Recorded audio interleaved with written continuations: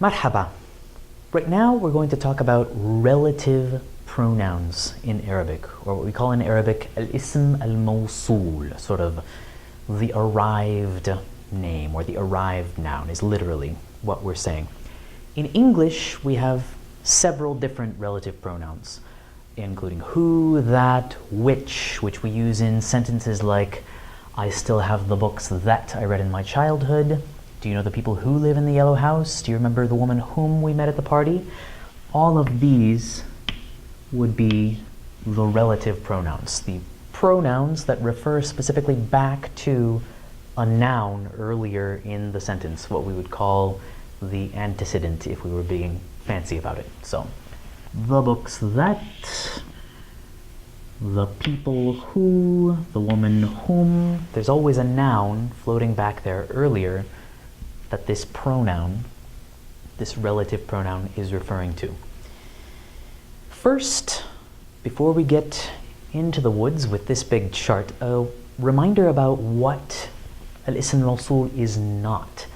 When we are introducing an indefinite noun in Arabic, and then we have another clause that comes after it, we don't need any kind of relative pronoun at all. We have a separate video on this structure, which is called Jumlat al-Siffa. So if I wanted to say, I have a dog who likes to eat homework, I don't use anything at all, it's just implied. عندي كلب يحب أن يأكل الواجب. I have a dog who, or that, depending on the level to which we humanize the dog, I guess. That's where the relative pronoun would go in Arabic, but because we are talking about an indefinite dog, we're introducing a dog. We don't have alif lam here. We don't need any kind of relative pronoun at all. So if you need a refresher, go ahead and look at that video, Jumlat al-Siffa, because we don't need any word at all. What we're talking about today is sentences that have definite nouns, followed by relative pronouns. The books, the people, the woman, etc., etc. In that case, we do need a relative pronoun in the Arabic sentence. And that relative pronoun is sort of going to be a variation on the theme, depending on whether it's masculine or feminine, dual or plural. We have a separate video about the vagaries of the dual. You can check that out, or you can wait until you learn a little more in class about the dual. The wrinkle that occurs in Arabic is that after this relative pronoun, we also need a complete jumla fa'aliyya, a verbal sentence that comes after it. And we need to refer to that noun in the second clause of the sentence. Let me show you what I mean. Let's take this. I still have the books that I read in my childhood. First, I need to figure out which relative pronoun I'm going to need to use.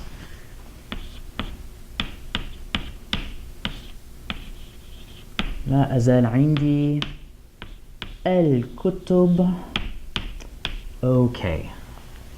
Books, kutub, non-human plural, which means I'm going to use feminine singular, as I always do when I'm talking about non-human plurals.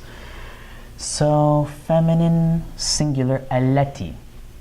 الكتب التي. The books that I read in my childhood. Now, as fluent speakers of English, it's tempting to say التي قرأت, I read.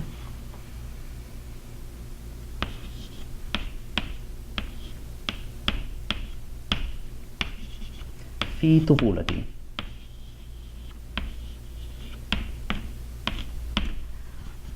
But I need to refer to al-kutub somewhere in this second sentence. You'll notice that it isn't really a complete idea. I read in my childhood. What did I read? I need to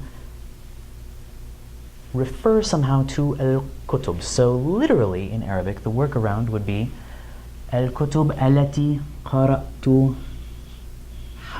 The books that I read them in my childhood. In English, that would be sort of strange and sort of wrong. It would be perhaps a bit run-on. It would look as though we had two sentence-length ideas and we were failing to shoehorn them into one sentence. But after the relative pronoun, التي, referring to al-kutub, in the relative clause that follows the relative pronoun, I need to refer to that noun again. I need to refer to those kutub again. So let's look at another example. Do you know the people who live in the yellow house? هل تعرف الناس? Okay, the people who live in the yellow house. People. Now I'm dealing with a human plural, and I don't know whether or not they are of particular genders, so I'm going to default to the masculine, which is also the mixed gender, and I get الذين. Okay. هل تعرف الناس الذين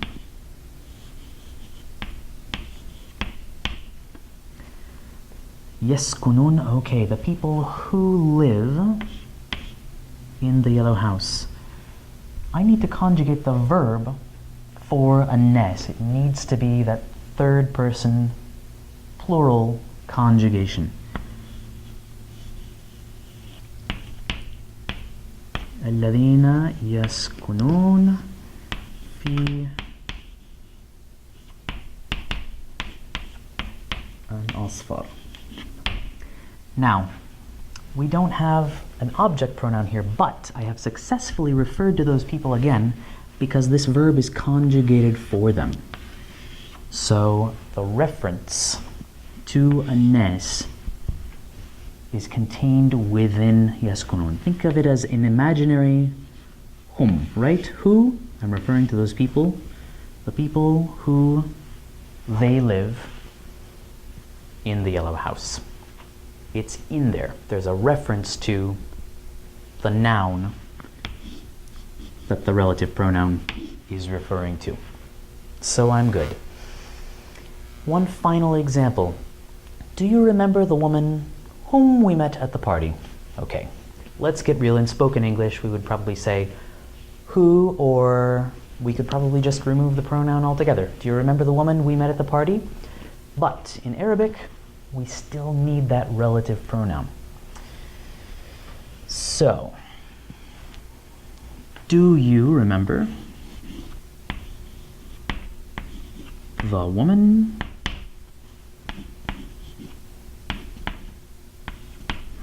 Okay. هل تتذكر المرأة? Which pronoun do I need? Well, it's feminine singular, so I can go ahead and use the feminine singular pronoun again. المرأة التي that we met at the party. Here is a little tricky. We need to remember that the verb for meeting has a preposition after it, not a direct object. التي we met تعرفنا, and then we have, after تعرف we have the preposition على. But we also need to refer back to that woman. So what we do is we take that preposition على and then we add the ha, so she is present in that second jumla فعلية, that second sentence. So we're literally saying the woman that, or the woman whom we met her at the party. في الحفلة. It's a little tricky. It's a little counterintuitive for native or native-ish speakers of English, because tossing in that second reference to the noun we're referring to is not something we do. But these are some simple examples that hopefully give you an idea. of how it works. One last couple of notes. You'll notice that there's a sneaky asterisk here if we're talking about a group of just women, grammatically feminine human beings. We do have a couple of variations. These are pretty rare. Allawati is the relative pronoun that you're most likely to hear, but perhaps someone wants to show off their chops and how much they know beautiful, refined, formal Arabic, and they might toss one of these in. So I'm throwing them in just for you to look at. But in modern written usage, allawati tends to be what you encounter 99% of the time. The other wrinkle that we need to be aware of is that when we're talking about dual forms, we have one form for the marfu'a noun, the nominative case nouns, and another form for mansub and majroor nouns, accusative or genitive nouns that come after prepositions or in an idafa. If you haven't studied case endings yet, the important thing is to recognize these forms and see when they occur and recognize that they all mean the same thing. Just to demonstrate though, in one example, if we were talking about two women. Oh, do you remember the two women that we met at the party? If we are thinking about case, oh, yes. Do you remember al-mar'a? Well, I have a ta marbuta, so I need to make this dual. And in Fusha, in Standard Arabic, I have a choice between an, or ain, depending on whether it's the subject or the object or preceded by a preposition. Here, we're remembering the two women, right? So they're going to be the direct object of this verb, tatadhakkar, and therefore they're going to be mansub. This is a little bit tricky, the order of operations, but bear with me. Okay, I know that the two women are the object of this verb, which means they're mansub, and since they're both women, they're feminine, so I would need to use allatain as the object pronoun, but I would also use the ain ending here. There's kind of a harmony of vowels. Al-mar'atain. It's getting a little crowded in here. Allatain. So ain. اللتين تعرفنا علي. Oops, I forgot my ya there. It would be عليها in the singular with a ya, but here we're talking about two of them, exactly two. So we would replace it with هما في الحفلة. So a very specific way to refer to the two women that dual feminine, we met them, the two of them, dual feminine, in the party.